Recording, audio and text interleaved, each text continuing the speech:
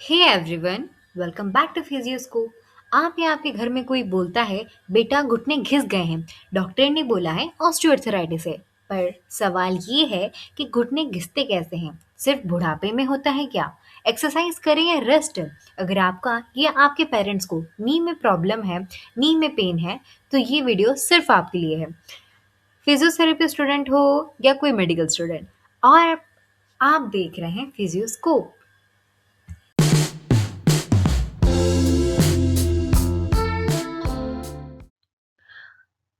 ओए क्या है, इसे हम सिंपल लैंग्वेज में समझते हैं।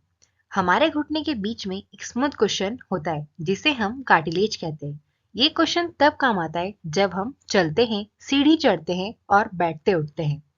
ऑस्टियोआर्थराइटिस में कुशन पतला और रफ हो जाता है, जिससे हड्डी हड्डी से रगड़ती है, पेन, स्टिफनेस, स्वेलिंग शुरू हो जाती है।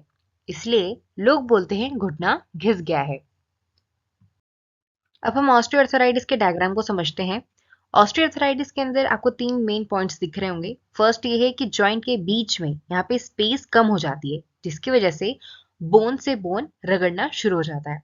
Second, osteophytes. ऑस्टियोफाइट्स यानी बोन स्पर्स, आपने वर्ड सुना होगा, जहाँ पे बोन के कॉर्नर पे न्यू बोन वहाँ पे आपको दिखती है बनते हुए। Third, complete cartilage loss. यहाँ पे आपका कार्टिलेज जा चुका है और यहाँ पे आपका बोन एक्सपोज्ड हो चुका है। अब मिथ बस्टर की बात करते हैं, जहाँ पे लोगों को लगता है कि ऑस्टियोआर्थराइटिस सिर्फ बुढ़ापे में होता है, लेकिन गलत। आजकल 30 to 40 एज में भी ऑस्टियोआर्थराइटिस हो रहा है। रीजन क्या है? Weight gaining, poor posture, no exercise, excessive squatting. Osteo अब हम ऑस्टियोआर्थराइटिस के कॉजेस की बात करते हैं कि बेसिकली होता क्यों है। तो प्राइमरी कॉज की अगर हम बात करते हैं वो आइडियोपैथिक है, यानी हमें रीजन नहीं पता है, अभी तक मेन रीजन नहीं पता है। सेकेंडरी अगर हम बात करें तो ट्रॉमा की वजह से हो सकता है, ओबेसिटी यानी ज्यादा वेट हो गया है। थर्ड, कंजेनिटल डिफॉर्मिटी यानी पैदाइश। अब हम पैथोफिजियोलॉजी की बात करेंगे ऑस्टियोआर्थराइटिस की फ्लो चार्ट में, वन बाय वन। ओके, तो फर्स्ट ये है कि आपकी जैसे जैसे एज बढ़ती है या ज्यादा वेट हो जाता है या फिर गलत पोस्चर, इंजरी होती है, तो नी जॉइंट पर लोड ज्यादा पड़ता है। Second, chondrocyte dysfunction. कार्टिलेज की सेल कॉन्ड्रोसाइट्स प्रॉपरली काम नहीं कर पाती है। थर्ड, कार्टिलेज को स्ट्रॉन्ग और स्मूथ रखने वाले सब्सटेंस कम बनने लगते हैं। फोर्थ, कार्टिलेज सॉफ्ट और वीक हो जाती है, शॉक एब्जॉर्ब नहीं कर पाता। धीरे धीरे कार्टिलेज घिसने और खत्म होना शुरू हो जाती है। ठीक है, प्रोग्रेसिव कार्टिलेज लॉस। बोन से बोन कांटेक्ट यानी हड्डी हड्डी से टकराने शुरू हो जाती है क्योंकि कार्टिलेज कम हो चुका है। नीचे वाली बोन हार्ड और थिक हो जाती है स्ट्रेस की वजह से। फिर ऑस्टियोफाइट्स की बात करें, ऑस्टियोफाइट फॉर्मेशन यानी बोन्स पर, जॉइंट की एजेस पर एक्स्ट्रा बोन बनने लगती है। ये मैंने आपको डायग्राम में समझाया था। जॉइंट लाइनिंग में हल्का इन्फ्लामेशन होता है। फाइनल में आपको पेन, स्टिफनेस, हच कच कच की साउंड आना और रेंज ऑफ मोशन कम हो जाना, ये सब चीज आपको दिखाई देता है। फिर अब हम डायग्राम समझेंगे ऑस्टियोआर्थराइटिस का। हम लोग इसमें पहले नॉर्मल समझते हैं कि नॉर्मली आपको यहाँ पे बोन दिख रहा होगा, कार्टिलेज भी आपको प्रॉपर दिख रही है, साइनोवियल मेम्ब्रेन भी नॉर्मल है। लेकिन वही अगर आपको ऑस्टियोआर्थराइटिस हो जाए तो यहाँ पे जो आपका मेम्ब्रेन था साइनोवियल का वो इन्फ्लामेट हो गया है, यानी इसलिए आपको रेडनेस दिखाई दे रही है क्योंकि इन्फ्लामेशन हो चुकी है। सेकेंड अगर हम बात करें तो थिक एंड कैप्सूल, जो आपका कैप्सूल था वो थिक हो जाएगा। फिर आपका कार्टिलेज डीजनरेट होगा, यानी जिसकी वजह से बोन जो है वो आपको दिखाई देंगे थोड़ा थोड़ा।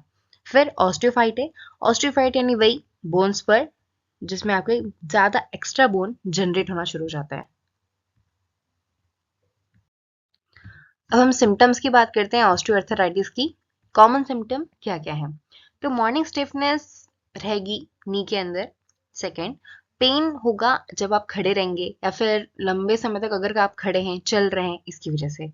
फिर अगर आप स्टेयर्स चढ़ रहे हैं तो भी आपको दर्द होगा। आपको आवाजें आएंगी नी से, क्रैकिंग जैसी, खड़ खड़ करके जो भी चीज रहती वैसे। और आपको खड़े होने में, बैठने में बहुत डिफिकल्टी होगी। ठीक है, अब हम बेसिकली बात करते हैं कि ऑस्टियोआर्थराइटिस होता क्यों है। तो अगर मेजर कॉजेस की बात करें तो अगर आप ओवरवेट है, यानी आपका ज्यादा नी के ऊपर लोड पड़ेगा। सेकेंड, वीक अगर थाई मसल्स हैं, क्वाड्रिसेप जैसे कि अगर वीक है तो हो सकता है आपको पहले कोई इंजरी या फिर फ्रैक्चर हुआ होगा। आप ज़्यादा से ज़्यादा स्क्वाटिंग करें, इस वजह से भी हो सकता है।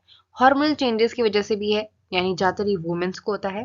तो याद रखिए, knee pain not only a joint problem but it is also the lifestyle problem. Okay, चलो अब हम बात करते हैं मेडिसिन एक्सरसाइज की। तो दिस इज वेरी इंपॉर्टेंट।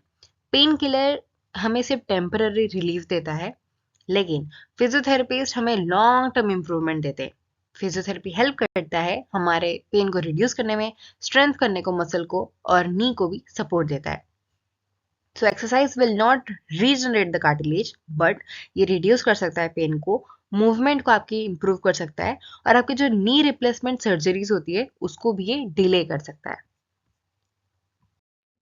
अगर हम बात करें safe exercises for osteoarthritis for the knee, तो उसमें आ सकता है कि आपको क्वाड्रिसेप स्ट्रेंथनिंग करा सकते हैं, हैमस्ट्रिंग की स्ट्रेचिंग करा सकते हैं, स्ट्रेट लेग रेस्ट करा सकते हैं, cycling with a low resistance. So avoid करना चाहिए आपको इस चीज में कि आपको ज्यादा भागना नहीं चाहिए, कूदना नहीं चाहिए, स्क्वाट्स नहीं करना चाहिए, और इंडियन टॉयलेट नहीं यूज करना चाहिए। सर्जरी की हमें ज़रूरत कब पड़ती है? सर्जरी बहुत ज़्यादा एक लास्ट ऑप्शन है, कोई फर्स्ट ऑप्शन नहीं है ये। सर्जरी हमें रिक्वायर्ड तब होता है अगर हमें पेन बहुत ज़्यादा सीवियर और कांस्टेंट चल रहा है, वॉकिंग करने में बहुत ज़्यादा डिफिकल्टी हो रही है, और आपको डेली एक्टिविटी करने में भी आपको दिक्कत आ रही है। तो नियरली अगर हम बात करें तो 90% पेशेंट के अंदर इम्प्रूवमेंट दिखती है अगर वो डेली एक्सरसाइज करते हैं और फिजियोथेरेपी की हेल्प लेते हैं तो। If you like this video, please subscribe and like it.